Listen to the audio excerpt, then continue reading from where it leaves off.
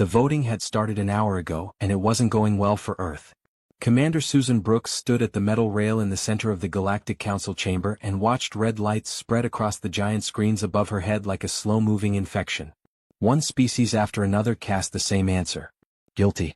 The crystal delegates from Vega flashed red from within their glass-like bodies. The insectoid Zaprins raised their many arms in perfect ritual.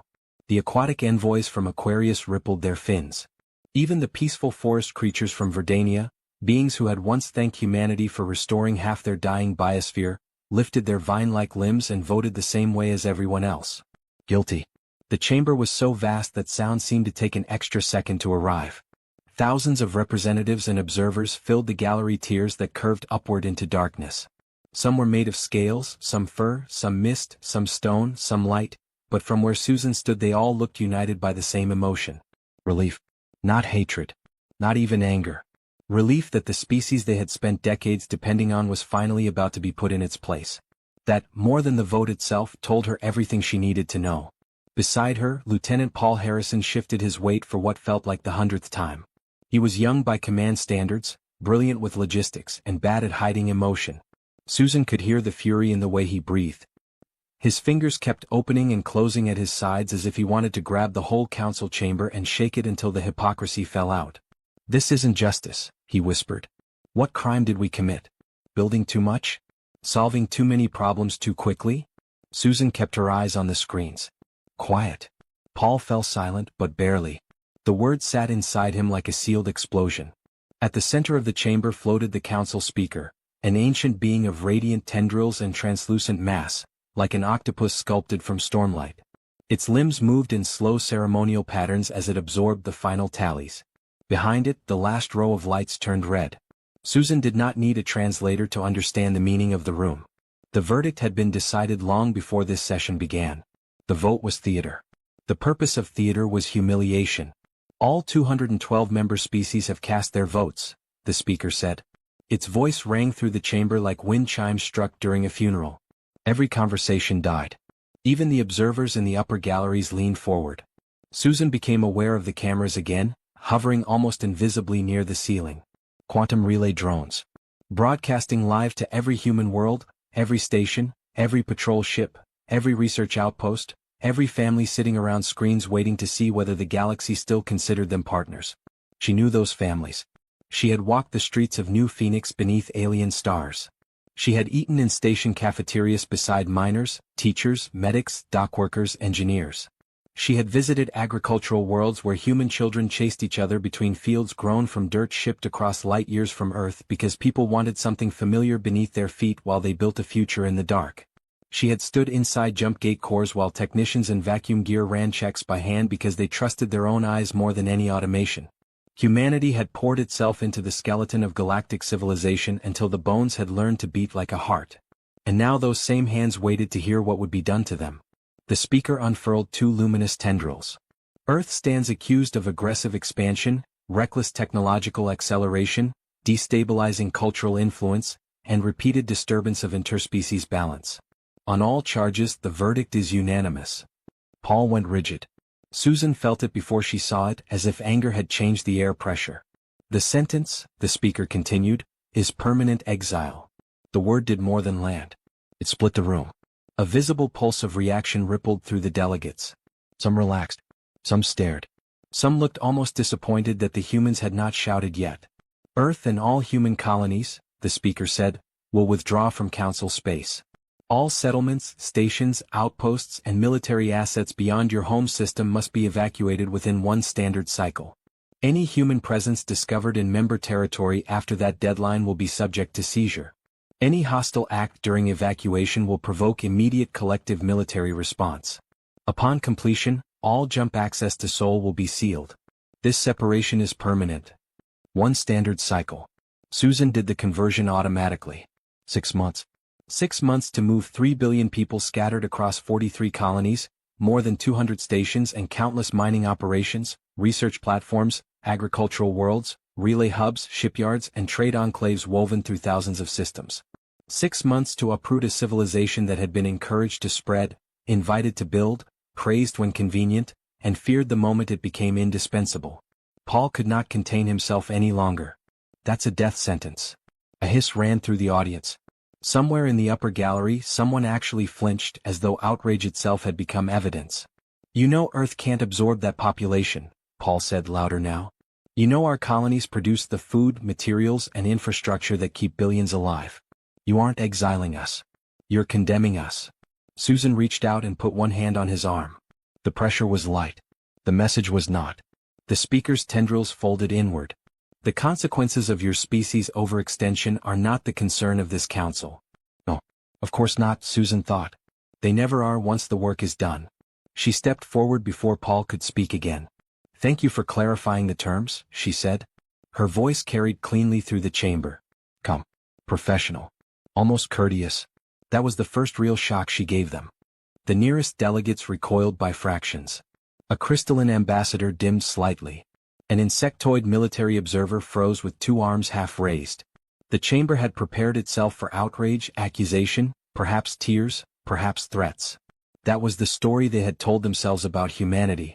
Emotional. Unstable. Brilliant, yes, but impulsive. Useful but dangerous. The entire purpose of this tribunal was to demonstrate that order could still restrain invention. Instead they got poise. The people of Earth, Susan continued, accept the Council's decision and will begin preparations immediately. The silence that followed was so complete it almost felt physical. Paul turned his head toward her as if he had misheard. In the galleries, confusion spread like cracks under ice. Aliens shifted, whispered, flashed colors, clicked mandibles, rustled leaves, changed pressure, dimmed and brightened. The vote had been unanimous, but unanimity had not meant confidence. Now that confidence was unraveling in real time, and Susan saw it happen one face at a time. An Alterian ambassador of blue crystal leaned forward until the lights passing through his body fractured into sharp lines across the floor. You accept, he asked. There it was. The question beneath the verdict. Why aren't you fighting? What do you know that we don't? Susan turned slowly and faced the galleries. Beyond the chamber walls, beyond the station itself, beyond the worlds linked through quantum comms, billions of humans were watching. She let that awareness settle into her spine like steel. Of course we accept, she said. She smiled then. Not warmly. Not coldly either. Professionally. That made it worse. You have made your position very clear. Humanity is not welcome in your galaxy. We understand completely. The speaker stirred. Commander Brooks. We will need the official evacuation orders, Susan said, cutting smoothly across it. Sent to every human settlement, station, asset cluster, and transit authority. I assume the Council's records are comprehensive. Another pause. Another small wound. Yes, the speaker said at last. Of course. Excellent. Susan inclined her head with impeccable diplomatic restraint. Then if this session is concluded, we have considerable work ahead of us. 6 months is not a generous timeline. She stepped back from the rail, turned, and walked toward the chamber doors. For half a second no one moved. Then Paul followed. As they crossed the polished floor, Susan could feel thousands of eyes on her back. Fear now. Real fear. The kind that rises when an expected emotional script is broken and a room full of powerful people suddenly realizes they no longer understand the scene they are standing in. Behind her, the chamber began to wake from its stunned paralysis. Murmurs multiplied. Translators hummed. One delegate called out something in a language she did not bother to have rendered. The doors sealed behind them with a heavy metallic finality. Only then did the noise of the council chamber become distant. The corridor outside was long, bright, and empty, lined with banners of member species who liked to speak of unity while outsourcing survival. Paul lasted 5 steps before turning on her. How could you say that? He demanded. Accept? Commander, they just destroyed us. Susan kept walking. No, she said. They think they did. That's not an answer. It's the only one that matters. He moved faster to stay beside her. We have 3 billion people off-world. We have food chains dependent on agricultural colonies, hospital networks dependent on shared infrastructure, transit corridors held together by our gates, power distribution, financial systems, orbital maintenance, climate control, half the Council's border patrol logistics. Yes. He stopped mid-sentence. Susan stopped too and finally looked at him. His anger was still there, but something else had entered it now. He was too smart not to hear the shape of what she had let him list. Paul, she said quietly, who maintains it? He blinked. She waited. Maintains what? All of it. The corridor felt suddenly still. Far away, some station system thrummed behind the walls. It sounded like a machine breathing in its sleep. Paul's face changed. Not all at once. It moved in stages. First confusion. Then calculation. Then the memory of 1,000 reports and maintenance rosters and emergency interventions. The trade routes stabilized by human-built gates. The mixed-species hospitals running on human diagnostics and firmware. The food imports from human agricultural worlds that quietly prevented shortages on planets too proud to call them dependence. The mining chains. The communications relays. The reactor balancing software. The navigation nets. The debt systems and crop models and storm shields and medtech libraries and atmospheric processors and the invisible human labor stitched through all of it. "We do," he said. Susan nodded once. Paul stared at her. "No." Her smile returned, thinner now, sharper. "They want us gone," she said. "Fine." The word echoed softly down the corridor. "But they never said," she continued, "that we had to leave our work behind." Paul's mouth opened. Closed. Opened again. "They can't be that stupid." Susan glanced back toward the chamber doors. They already were. For the first time since the verdict, Paul stopped looking angry and started looking dangerous. "We take it all? Every system we can legally classify as human-built, human-maintained, human-designed, human-funded, or human-secured. Commander, that's half the galaxy." Her eyes did not leave the sealed doors. "I know." A beat passed between them, deep and electric. Then Paul gave a single disbelieving breath that might have become laughter in another life. "They really thought they were voting to punish us." Susan resumed walking. "They were voting to feel safe."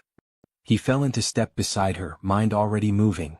She could almost see the logistics trees branching behind his eyes. Fleet requirements. Disassembly priorities. Transport conversion. Population routing. Resource lockouts. Information recovery. Gate deconstruction. Asset ownership records. He was no longer thinking about survival. He was thinking about execution. By the time they reached the diplomatic hangar lifts, his shock had become grim focus. "We'll need central coordination," he said. "Every colony governor, every station commander, every industrial fleet lead. We need ownership archives pulled immediately before the council starts tampering with records. We'll need legal teams to classify mixed-use infrastructure. And if we're going to strip the gates, we'll need..." Susan activated her communicator. A secure channel bloomed to life against her wrist, waiting. "Yes," she said. "We will." The lift doors opened. Human security staff stood inside, faces pale, eyes searching hers for meaning. They had watched the vote too. They had seen the comm on the broadcast and not understood it yet. That would change in the next 10 minutes. Susan stepped into the lift and turned to face the stars beyond the hangar glass. Somewhere out there, billions of people were waiting to hear whether humanity had just been broken. She opened the first channel. "Patch me through to President Garcia," she said. "Priority black." The officer at the panel swallowed. "At once, Commander." Paul stood beside her as the doors slid shut. The lift began to descend. Susan watched the chamber tower vanish above them and felt, for one brief moment, the full weight of what was coming. It was too large for anger. Too precise for grief. Humanity was about to perform the greatest act of withdrawal in recorded history. Not a retreat. Not a surrender. A lesson. One the galaxy had begged for without understanding the price. Her communicator chimed. The president's face appeared in the air before her, already composed, already listening. Susan did not waste a second. "Madam President," she said, "the exile is confirmed." Lisa Garcia held her gaze. "And?" Susan looked out through the lift's transparent wall at the vast station wrapped in light, at docking arms loaded with human cargo vessels, at transit lanes threading through council space like arteries no one had ever imagined could close. Then she smiled that same terrible, polite smile. "And they have made the mistake of thinking they can keep the galaxy after they remove the people who built it." President Lisa Garcia stood alone for exactly 12 seconds after the secure transmission ended. Outside the reinforced glass of her office, the lights of United Earth headquarters burned through the night, but inside the room nothing moved. Susan's final sentence still hung in the air like a blade. "They have made the mistake of thinking they can keep the galaxy after they remove the people who built it." Lisa let the silence finish its work. Then she turned, walked to her desk, and touched the emergency seal embedded in its surface. Red light spread through the office. Across Earth and every human-controlled world, encrypted channels opened. Priority summons went out to colony governors, fleet admirals, station directors, logistics chiefs, industrial magnates, science leads, agricultural coordinators and intelligence command. No speeches. No explanations. Just one line. Black assembly. Immediate attendance. Full authority required. Within minutes, the assembly war room beneath Geneva was full. The room had been built during the resource conflicts of the previous century, when humanity had first learned that diplomacy sounded noble right up until supply chains broke. Circular tiers descended toward a central holographic pit. Maps of human space rose into the air as officials took their places around it. 43 colonies burned red. 200 stations flashed blue. Mining belts, trade lanes, medical hubs, gate relays, orbital farms, fuel depots, deep-range observatories, and shipyards glittered across the projection in gold and white. It looked less like territory than nervous system tissue. Lisa stepped to the center platform. No introduction. No ceremonial delay. Everyone here had already seen the vote. "We have 6 months," she said. No one interrupted. That was worse than panic. Panic talked. This was concentration sharpened by insult. The Council has ordered full human withdrawal from member space. Permanent.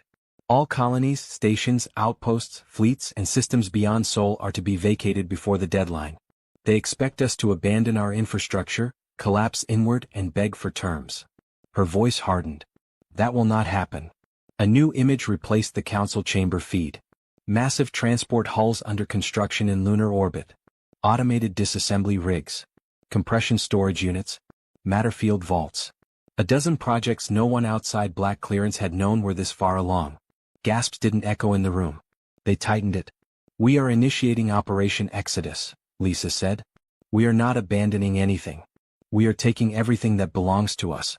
Every gate, every server core, every atmospheric processor, every agricultural lattice, every line of code, every medical archive, every reactor shell, every banked seed, every industrial tool, every bolt we can prove is ours.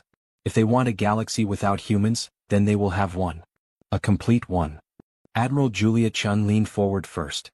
Her face was cut from iron and bad sleep. "Madam President, if we start stripping the gate network, interstellar traffic across half the Council collapses inside weeks."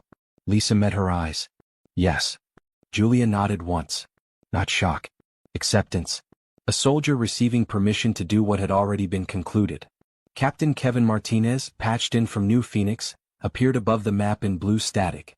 Behind him stretched the skyline of humanity's first colony beyond Sol, 50 million people spread across towers, ports, farmland, and orbital rings. "My world can evacuate civilians," he said. "But if you want the city too, we need dismantling fleets doubled. Roads, reactors, water towers, transport grids, soil retention systems.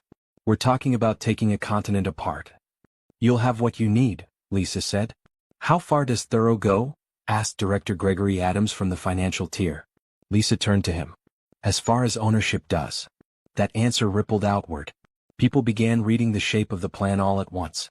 Chief Agricultural Director Sarah Kim spoke next from Harvest Prime, where the galaxy's most productive food world rolled beneath a copper dawn. "The hybrid soil profiles are human-engineered," she said slowly. "The microbial chains too. The irrigation intelligence. The climate-balanced crop sequencing. If we remove all of it, at least 17 member species lose their food stability windows within 90 days.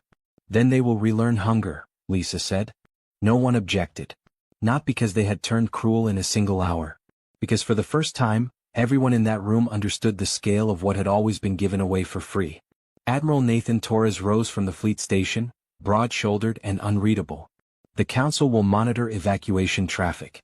If we move too aggressively, they may call it sabotage."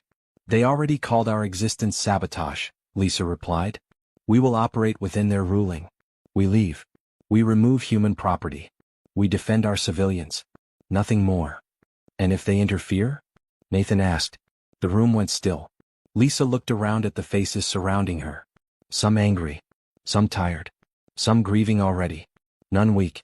"If they interfere with human evacuation," she said, "they interfere with human survival.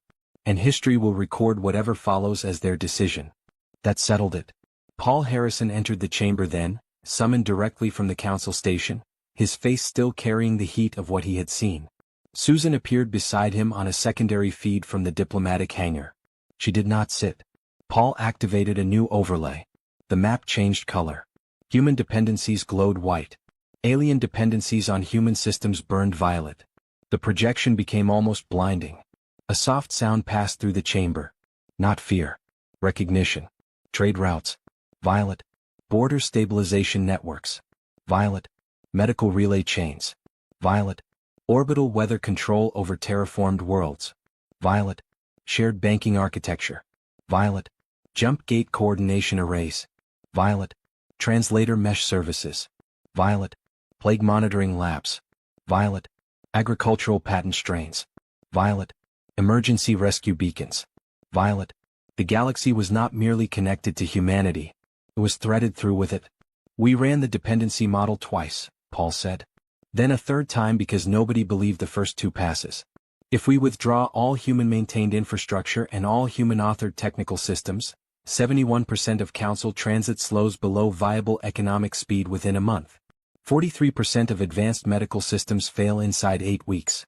Food volatility spikes across at least 92 worlds by month 3. Their military response coordination falls apart as soon as gate control and translation support go dark. Silence. Then Susan spoke from the feed. They voted unanimous, she said. Make sure the lesson is unanimous too. No one applauded. This was not triumph yet. It was geometry. Lisa expanded the operational layers. Phase 1 begins tonight, she said. Ownership locks. Data extraction. Legal isolation of mixed systems. Civilian census verification. Prioritized relocation of vulnerable populations.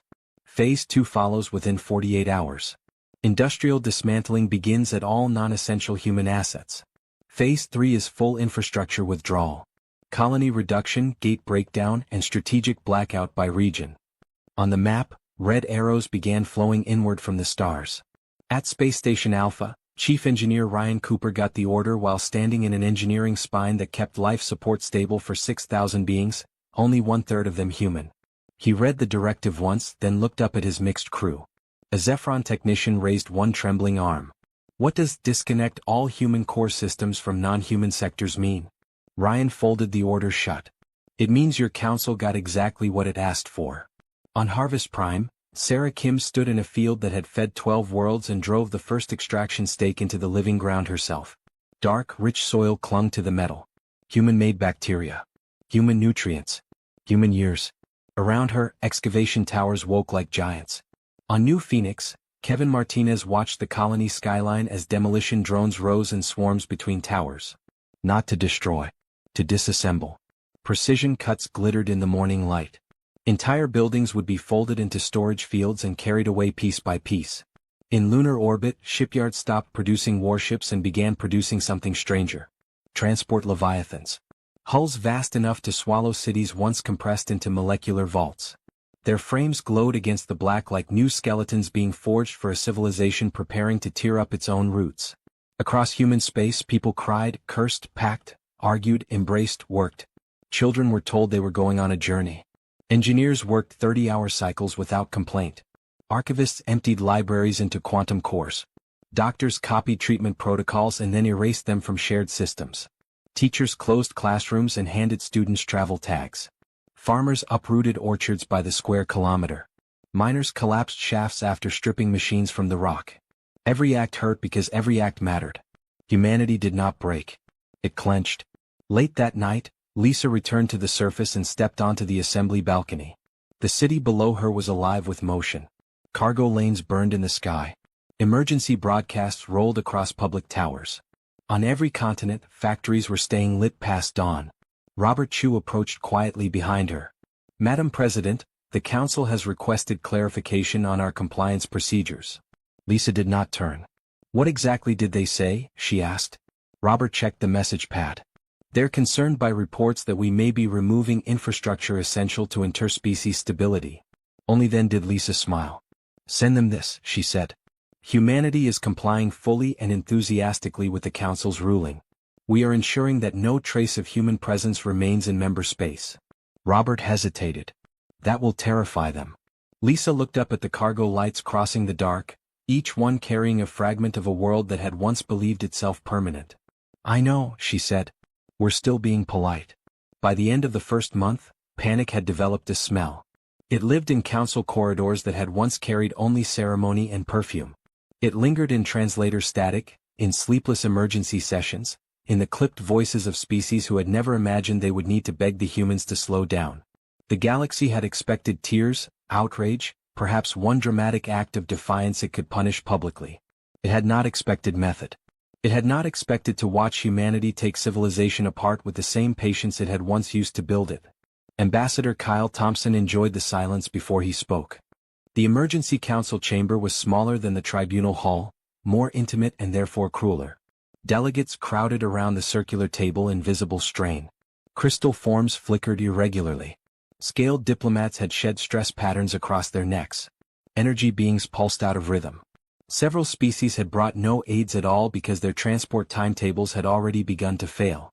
Above them, tactical displays flashed warnings in every known language. Trade delay. Medical disruption. Gate outage. Financial instability. Crop loss forecast.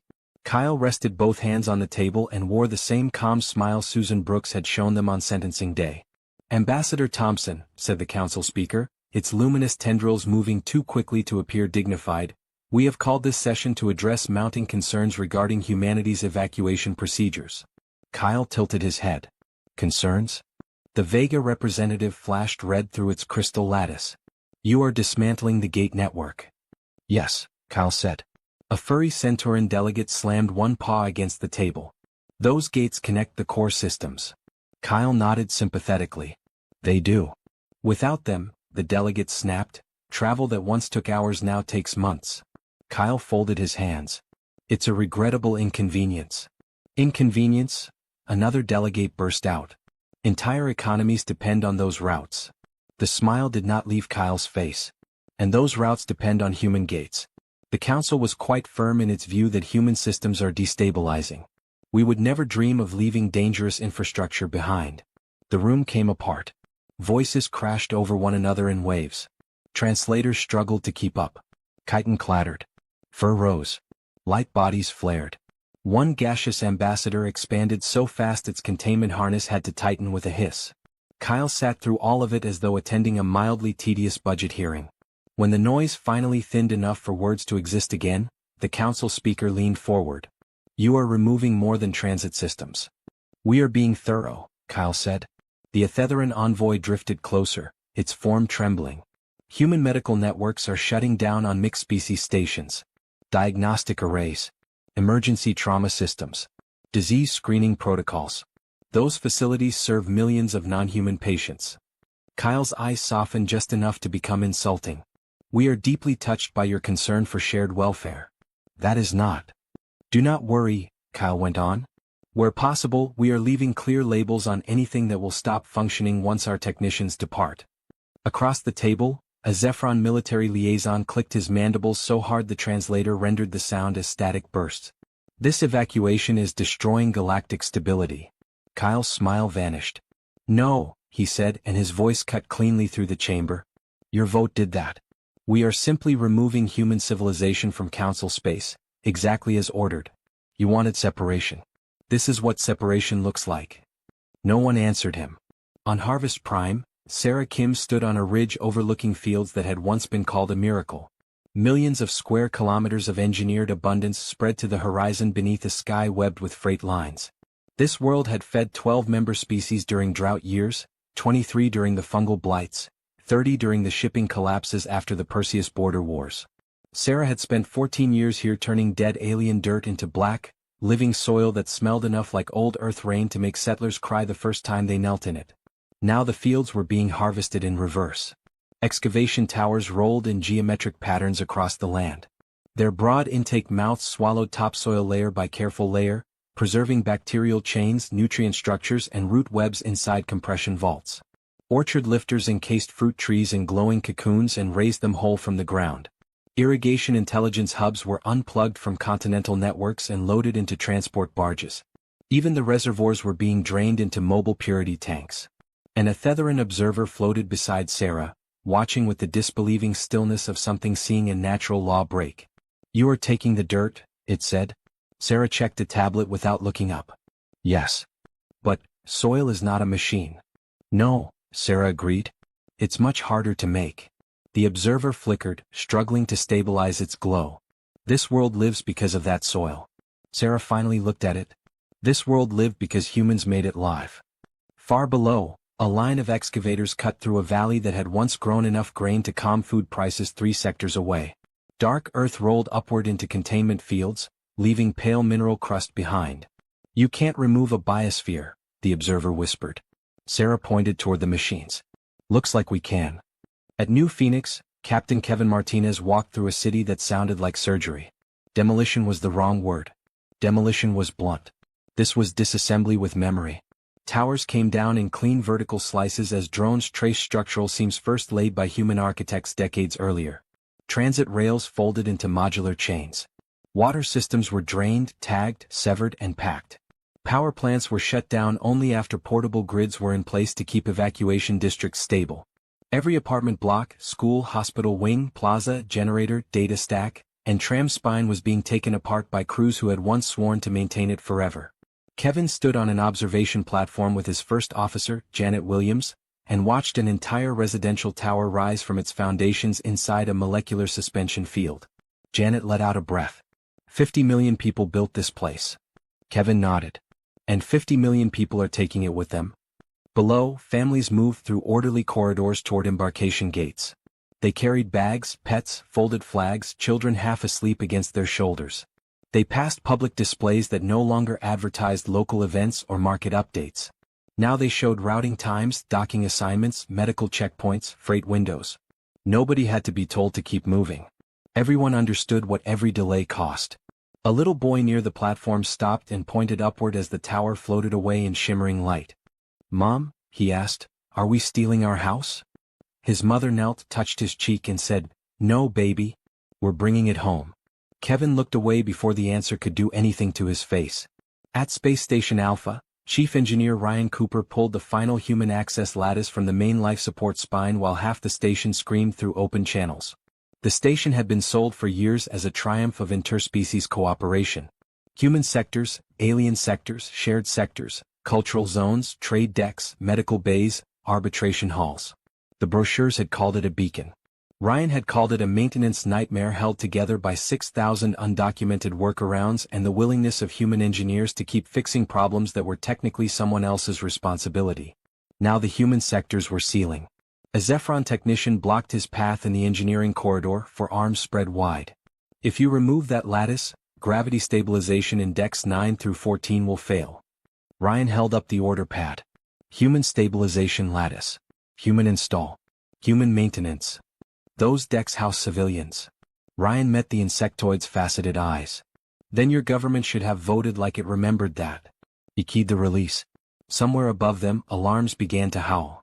Throughout council space, similar moments multiplied. Hospitals lost diagnostic clouds and reverted to crude triage. Banking worlds watched human algorithms withdraw from their markets, and numbers that had looked eternal began bleeding red across every exchange. Mining planets saw extraction systems folded into storage crates while collapsed shafts sealed away the crystals beneath them. Research stations went dark as human data vanished from shared servers. Schools emptied when human instructors left with curriculum cores. Translation meshes degraded one language at a time. The shock did not come from hatred. It came from intimacy. The galaxy was discovering that humanity had touched everything. By month 2, the first full shortages began. Food rationing hit outer colonies dependent on Harvest Prime shipments. Medical queues doubled on plague-struck worlds when human antiviral protocols disappeared from the standard treatment stacks. Freight insurers collapsed after Gregory Adams pulled every human-backed guarantee from the interstellar market. Merchant fleets found themselves trapped in systems where jump gates had once stood because no one else knew how to maintain the control arrays. Border patrols began missing pirate activity because translation lag between allied species had increased from seconds to hours. Every emergency message reached the council, and every answer was the same. Humanity is complying fully with your ruling. Late in the second month, another council session was called, though fewer delegates arrived this time. Too many routes were failing. Too many ships were delayed. Too many worlds had begun hoarding fuel and food to spare diplomats the trip.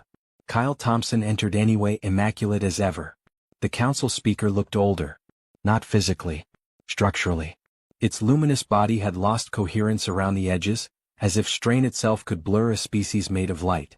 "We wish to discuss amendments to the evacuation," it said. Kyle took his seat. "Do you?" The Vega ambassador leaned in. "Certain critical systems may remain under temporary council custodianship." Kyle blinked once. "No. Ambassador?" "No," he repeated. The vote was unanimous. The sentence was permanent exile. "You were very clear that human presence, human influence, and human infrastructure constituted danger. We are honoring that judgment." The Ethetheran representative dimmed. "Worlds are beginning to fail." Kyle's voice stayed soft. "I know." A hush spread across the room. For the first time since the trial, the council was no longer speaking from height. It was speaking from need. The speaker's tendrils folded low. "What do you want from us?" That was the wrong question, and Kyle knew they knew it as soon as it left their translator bands. He stood. "What we wanted," he said, "was respect. Equality. The same thing we offered everyone else for over a century." No one moved. Kyle looked around the chamber at the panicked displays, the failing route maps, the species too proud to say afraid though fear had entered every motion they made. "You had that," he said. "And you voted against it." Then he turned and walked out while behind him, across a galaxy that had mistaken generosity for weakness, the lights kept going out. By the 4th month, the galaxy had stopped asking whether humanity would really go through with it. That question belonged to an earlier, more comfortable era, back when officials still believed the crisis might be managed through diplomatic wording and procedural delay. Now the questions were uglier. How long until the outer food corridors failed completely? How many plague worlds could still maintain quarantine without human logistics? How many military fleets were stranded on the wrong side of dead gates? How many governments could survive another month of economic freefall? The council was no longer debating human intent. It was trying to measure the speed of its own collapse. On the bridge of the Exodus, Admiral Nathan Torres watched the galaxy dim in layers. The ship was the largest structure ever built by human hands, a moving city wrapped in armor and command decks, its internal volume great enough to house whole neighborhoods during emergency transfer. Through the main observation wall, the fleet stretched across the stars in ordered silence. 10,000 vessels. Civilian transports, industrial haulers, mobile habitats, escort destroyers, colony lifters, archive ships, agricultural carriers, medical arcs, dismantling barges, science platforms, and the enormous compression freighters holding the bones of worlds humanity had built and refused to surrender. Captain Diana Rodriguez stood beside him at the tactical rail. "Final regional reports are coming in." Nathan nodded. "Read them." New Phoenix fully stripped and evacuated. Harvest Prime soil recovery at 98%. Space Station Alpha sealed and abandoned. Dire, 7 extraction systems recovered, mine shafts collapsed. Crimson Nebula and Gamma research stations scrubbed. Shared server deletion complete across all known council-linked sectors. Last civilian lift from the border colonies is underway. Nathan listened without expression, but every line carried weight. Each report was another door closing behind the species that had once been told space could become a common home. "And the gates?" he asked. Diana brought up a new overlay. Across the star map, old human gate routes flickered in red and went dark one by one. 73% dismantled, she said. "The remaining networks will fold over the next 12 days if there's no direct interference." Nathan studied the map. Before, those lines had looked like triumph. Bridges thrown across impossible distance. Proof that intelligence and will could make civilization faster than fear. Now they looked like veins being pulled from a body. "Any military movement from the council?" "Scattered," Diana said. "No unified posture. Too many fleets are trapped without fast transit. A few local commanders are shadowing our routes, but nothing coordinated." Nathan let out a slow breath. "They can still panic." "They already have." "Yes," he said. "I'm waiting for panic to become desperation." On a patrol ship near the old Vega corridor, Captain James Miller received the coded signal at 0300 ship time. "All units. Final transition protocol in 40 minutes. Prepare for dark sky." James read it twice, then looked up at the bridge crew. No one spoke. They had all known this order was coming. Still, knowing something and hearing it were different things. Outside the forward glass, the stars looked unchanged. That was the cruel part. Space could look serene while entire civilizations bled out beneath the surface. His communications officer broke the silence first. "Sir, Vega Outpost Control is requesting clarification on why our navigation beacon support has gone offline. James took his seat. No response. Pause. Sir, they're repeating at priority level 1. They report freight collisions in the outer lane and... No response. The officer swallowed and muted the channel. James keyed open fleet-wide command. Human ships filled the board around him, each icon steady, disciplined, waiting. Bridge to all sections, he said. Stand by for stealth transition. Verify civilian bundles secure. Confirm guidance lock to beacon network. We go dark together. One by one, green confirmations lit across his display. At Earth's hidden assembly yards beyond Luna, the final pieces of Operation Breakaway came together behind layers of shield masking and false telemetry. Dr. Charles Young stood inside a cavernous generator chamber staring up at one of the quantum bridge cores as energy moved through it like trapped weather. The structure was larger than many moonside cities, all nested rings and field anchors, built in secret over months of apparent evacuation labor. To anyone watching resource reports from outside, it would have looked like overproduction for transport support. Only a handful of people on Earth had known the truth. Humanity had never intended merely to retreat. Nina Patel crossed the catwalk toward him with a data slate tight in one hand. Field harmonics are holding across all test nodes. Charles took the slate. Variance.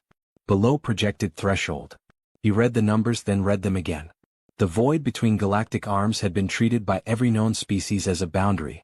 Empty, unstable, uncrossable. A dark ocean where sensors lied and ships vanished. Human mathematicians had disagreed years ago, quietly, in papers dismissed as brilliant fantasy by council science boards that preferred the universe neat and already understood. Then the exile vote had come and fantasy had become necessity. If this works, Nina said softly, they'll never find us. Charles handed back the slate. That's the idea. At the Galactic Council capital, alarms had become part of the architecture. They no longer made delegates jump. They simply layered over everything, another system cry in a building full of failing systems. The grand chamber was half-lit when the emergency session began. Several light arrays were dead. Environmental control on 2 gallery levels had failed earlier in the day. 3 delegates were attending remotely because they could no longer secure transport. The irony of the capital itself beginning to break down without human maintenance was not lost on anyone. The speaker opened the session with no ceremony. We have lost contact with 14 outer systems. The words hit the chamber like debris. The Regelian delegate slammed both forelimbs against the table. Because your office delayed compromise. The Ethetheran envoy flared with sickly light. Because compromise should have happened before the sentencing. The Vega representative flashed so violently its internal fractures showed. This is not the time for assigning blame. It is exactly the time, another delegate snapped. My worlds are starving. Voices rose. Translators lagged.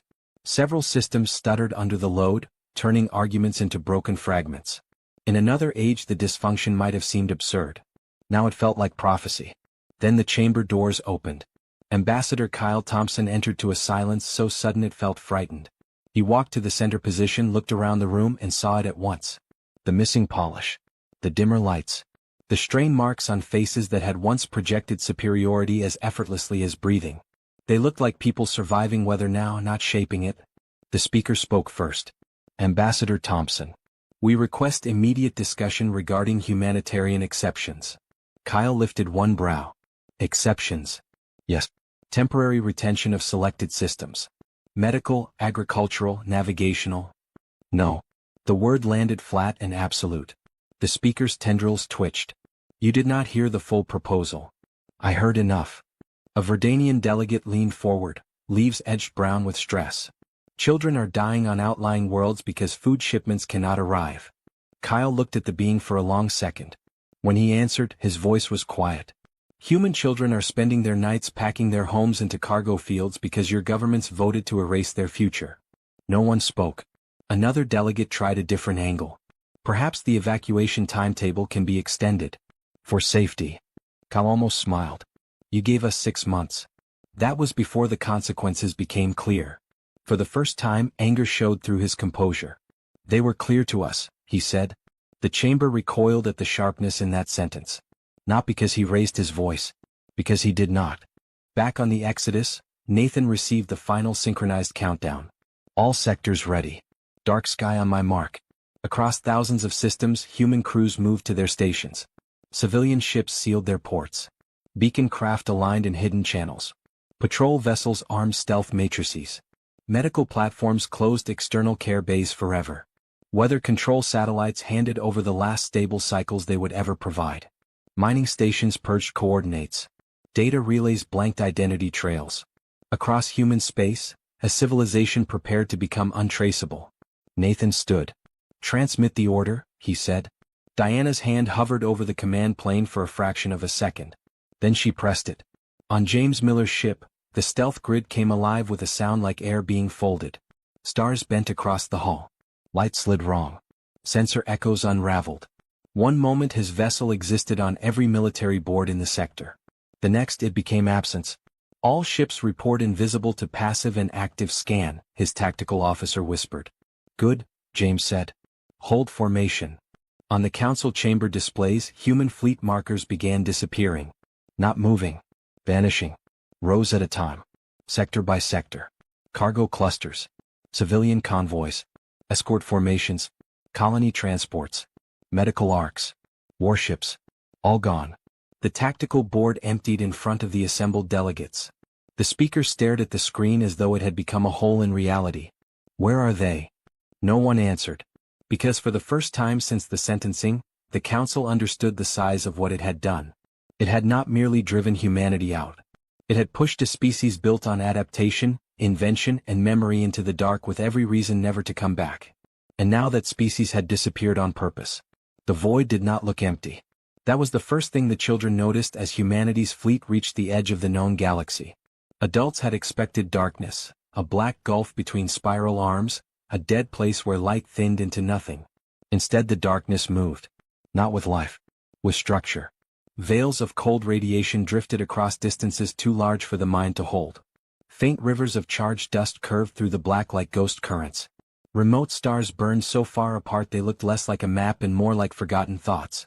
On the observation deck of the science vessel Horizon, Dr. Charles Young stood before the forward glass and watched the quantum bridge generators align around the fleet. Each generator was the size of a small moon. Humanity had built them in secret during the evacuation, hiding their materials inside transport manifests, disassembly budgets, and industrial recovery quotas. To the council they had looked like oversized compression anchors. To Charles, they were the answer to every smug voice that had called human physics reckless simply because it went further than comfort allowed. Nina Patel stepped up beside him, her eyes bright with exhaustion and disbelief. "All generator rings are in position." Charles nodded without looking away. Ahead of them, the generator array unfolded in perfect mathematical symmetry, huge structures rotating until their field anchors locked on invisible coordinates derived from equations no council academy had ever taken seriously. "Begin initialization," he said. Across the fleet, the generators woke. At first it was subtle. Thin lines of pale blue light along the generator rims. A low vibration through the deck plating. Then space itself began to react. Darkness ahead of the armada shivered as though touched from beneath. The black between the stars tightened, folded, stretched. Light from distant suns bent into curved bands. The void stopped looking like distance and started looking like fabric pulled by invisible hands. On the Exodus, Admiral Nathan Torres watched the phenomenon bloom across every tactical display. "Field integrity?" he asked. Captain Diana Rodriguez read from her console without blinking. "Holding across all nodes. Phase variance within safe limits. Bridge stability? Improving." Around him, his crew stood in silence. No one wanted to be the first to speak over history. The council had spent months believing humanity's disappearance was a trick of stealth. A temporary vanishing act. A military concealment. They would never imagine this. That while the galaxy was collapsing behind them, the species it had exiled was opening a road into a place everyone else had called impossible. On Horizon, the instruments spiked so sharply that several junior technicians forgot to breathe. Nina looked from her board to the glass. "Charles." He saw it too. A tunnel was forming. Not a hole punched through space. Something stranger. A corridor of bent geometry, woven out of controlled quantum distortion and stabilized by harmonics that should not have held but did. The black ahead split into layers of impossible depth. Colors no human language had precise words for flashed and vanished inside the distortion. The passage reached outward into the void like a path through folded reality. "My God," Nina whispered. Charles let out one slow breath. It works. The bridge was invisible to any system not keyed to human field logic. No emissions a council array would interpret correctly. No signature matching known transit technology. To everyone they had left behind, the void would remain an empty grave. To humanity, it had just become a doorway. Nathan opened fleet-wide command. All vessels, he said, and his voice carried across 10,000 ships filled with tired families, packed cities, dismantled worlds, seed banks, data archives, and the stubborn memory of every insult that had pushed them here. Prepare for void entry. Maintain formation. Follow your assigned beacon ships. No deviations. Acknowledgements rolled back in disciplined waves. On one civilian carrier, a mother lifted her daughter so she could see through the observation port as the first beacon ships entered the tunnel. The child pressed both hands to the glass. Is that where we live now? Her mother looked at the impossible corridor, at the fleet moving toward darkness no human had ever crossed, and answered the only way she could. It's where we're going to begin. One by one the ships entered. From the outside it looked almost gentle. Vast hulls crossing the threshold and vanishing into warped light. Cargo arcs carrying cities. Agricultural vessels loaded with living soil. Medical ships holding entire hospital systems. Patrol destroyers sliding into the corridor like sharks into deep water. Then the next wave. And the next. Thousands upon thousands of ships disappearing into a road humanity had built out of mathematics and refusal. Inside the bridge the universe lost all habit. Captain Helen Ross guided one of the lead beacon ships through geometries that seemed to unfold faster than thought. The stars outside no longer obeyed linear distance. Color moved in sheets. Time did not break, but it felt as if it bent around perception, stretching moments thin and snapping them back into shape. Her hands stayed steady on the flight controls. Beacon alignment good, her navigator reported. Convoy 3 is holding formation. Keep them centered, Helen said. No drift toward the outer fold. The journey would take 3 weeks ship time. 3 weeks inside a corridor that no alien science board would have believed could exist. 3 weeks carrying the last intact remnant of old human civilization toward something with no guarantee except the work behind it. Back in council space the collapse deepened. Without human translators, emergency sessions broke into confusion as species reverted to partial understanding and mistranslated intent. Without banking architecture, entire trade blocks froze when asset verification chains failed. Without medical platforms, plague worlds began sending casualty projections instead of treatment requests because they no longer knew who could help them. Agricultural failures spread outward from world to world as hybrid crop systems died and no one remembered how to replace them. Frontier sectors vanished from contact when relay networks and jump routes failed together. The galaxy was not falling in a single dramatic moment. It was fragmenting. Connection by connection. Habit by habit. Assumption by assumption. 3 weeks later the fleet emerged. It happened in stages. Beacon ships first, slipping from the mouth of the quantum corridor into open space and immediately painting the unknown with survey grids. Then the great transports. Then the carriers, escorts, habitat arcs, and freight leviathans. Humanity spilled from the bridge into a new galaxy and stopped for a moment, because even prepared minds were not equal to wonder. 3 suns burned ahead. One blue-white. One gold. One deep orange. Their lights braided across space, painting the nearby worlds in strange shifting color. 12 habitable planets circled within survey range alone. Atmosphere stable. Water signatures strong. Biospheres active. No evidence of advanced military threat. No council markers. No ancient claims. No courtroom waiting at the far end of the journey. Just room. On the bridge of the Exodus, silence held for 2 full seconds before the survey team began talking all at once.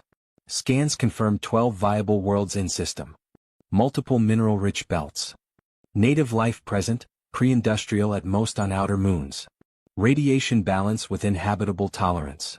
Nathan looked toward President Garcia as the reports flooded in. She stood near the main display with tears in her eyes and did not hide them. We made it, she said. Humanity's fleet spread out under triple suns. Mobile habitats took orbit. Industrial ships began unpacking compressed infrastructure.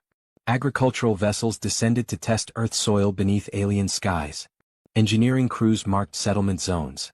Archive ships brought down libraries and universities. Medical stations deployed full care networks before the first permanent homes even landed. Children stepped onto worlds no exile order had named. Farmers opened containers holding dirt gathered from lost colonies and let it fall into the wind of a place no human ancestor had ever imagined. The first city rose faster than anyone thought possible because it had already existed once. New Phoenix became something else beneath 3 stars. Not a replica. A continuation. Towers reassembled. Transit webs unfolded. Water systems rooted into fresh ground. Orchard cocoons opened. Schools were rebuilt from memory cores. Hospitals came online. Public squares filled with people who had spent months inside ships carrying the remains of their lives and were suddenly standing beneath a sky that belonged to nobody but those willing to build under it. Then the communications team detected local signals. Primitive. Curious. Repeating. 3 native species across nearby systems, none advanced enough to threaten, all advanced enough to answer. Garcia stood on the command deck as the translators calibrated from raw pattern logic, and when the first stable channel opened, she did not hesitate. "Open it," she said. An image formed. A being like a land-dwelling dolphin, bright-eyed and cautious, surrounded by others of its kind. "You came from the dark between galaxies," it said through the newborn translation stream. "How?" Garcia looked through the bridge glass at the triple suns, at the ships still arriving, at the worlds waiting to be named by people who had been told they had no place left in the universe. Then she smiled. "We'll be happy to tell you," she said, "but first let us introduce ourselves properly." 6 months after the vote, the Galactic Council chamber looked like something history had already abandoned. The crystal arches still rose toward the ceiling. The ceremonial floor still reflected what light remained. The banners of 212 species still hung in careful rows around the chamber. But the illusion was gone. Whole sections of the ceiling were dark where maintenance lattices had failed. The translation grid flickered badly enough that every third sentence arrived with static cracks inside it. Environmental stabilizers on the upper tiers had died 2 days earlier, and several delegations now sat in portable field bubbles brought from home because the chamber itself could no longer reliably sustain them.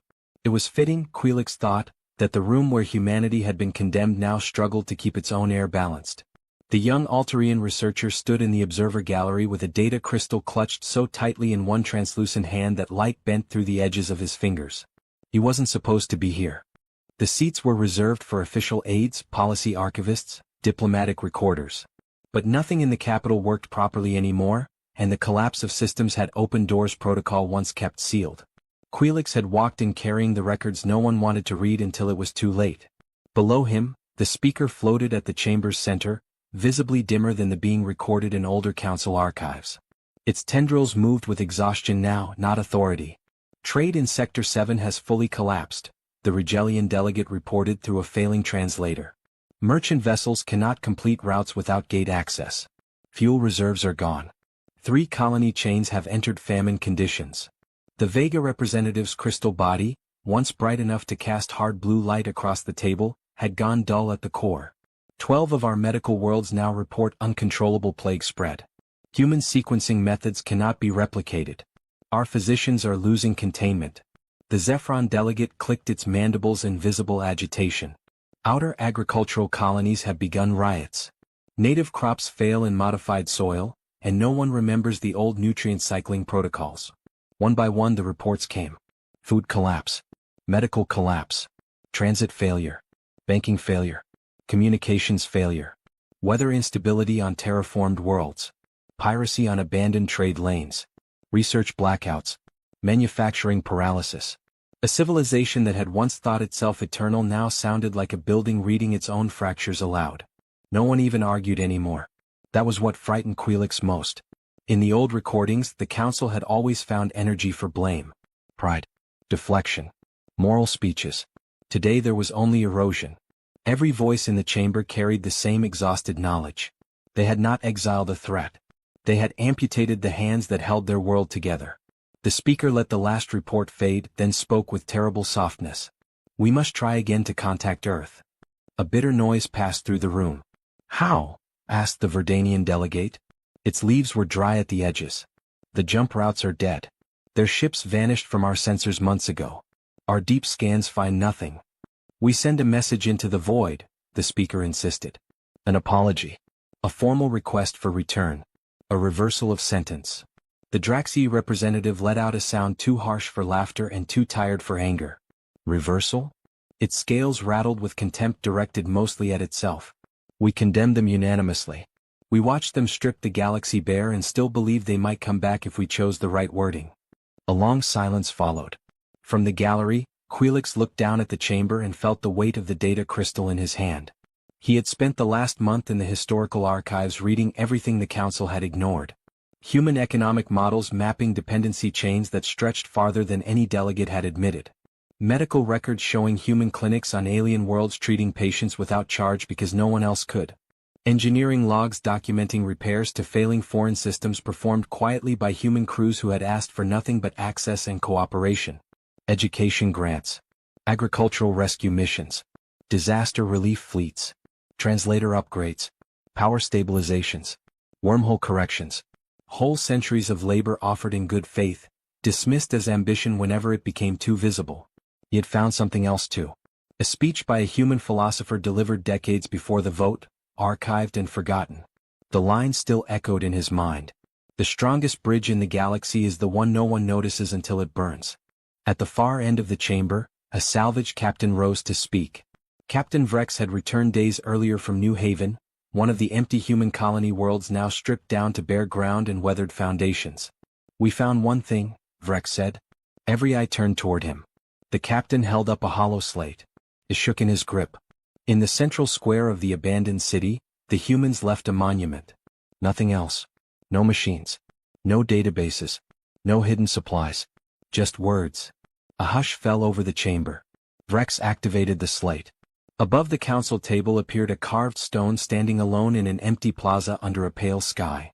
Across its face, translated into 100 scripts, ran the message humanity had chosen to leave behind. You feared us because we dared to dream. You exiled us because we refused to bow. We leave you with the galaxy you wanted. One without human ambition, human innovation, human hope. May you find it to your liking. No one moved. The chamber held that message the way a wound holds cold. Quelix felt something in him give way. Not because the words were cruel. Because they weren't. They were calm. Final. The tone of a species that had already judged the matter closed and moved on to build where it was welcomed. Below, the speaker's tendrils drooped lower. "We were wrong," it said. The sentence barely carried across the room, yet it landed heavier than any verdict. The Vega representative bowed its crystalline head. "Yes." The Ethetheran envoy dimmed until it was almost smoke. "We called them dangerous because they changed everything they touched." "And they did," said Quelix before he realized he had spoken. The words left him from the gallery and fell into the chamber below. Heads turned upward. Officials stared. Protocol should have silenced him. No one had strength left for protocol. Quelix stepped forward to the rail, data crystal shining in his hand. "They changed everything," he said louder now, "because everything they touched worked better afterward." His voice shook then steadied. "I read the records you ignored. Human doctors saved worlds that hated them. Human engineers maintained systems that were never theirs. Human scientists shared discoveries freely. Human teachers trained generations who later voted to exile them. They asked for equality. They asked for respect. We answered with fear. No one interrupted. Now we sit in failing light, breathing recycled air through broken systems, and call it tragedy as though it arrived from nowhere." Quelix lifted the crystal slightly. "It did not. We chose it." Across the chamber, faces lowered one by one. Outside, another section of the capital grid failed. The chamber lights flickered hard enough to plunge everyone into darkness for a full second before emergency strips came on in weak amber lines along the floor. In that brief dark, Quelix imagined what the humans must be seeing now. Not this chamber. Not dead gates. Not pleading messages cast into silence. He imagined 3 suns over new cities. Human children laughing in streets that no exile order could reach. Fields planted in stolen soil under alien skies. New allies greeted with open hands and equal terms. A young civilization rising stronger precisely because the old one had tried to cage it. When the lights returned, dim and tired, the speaker had nothing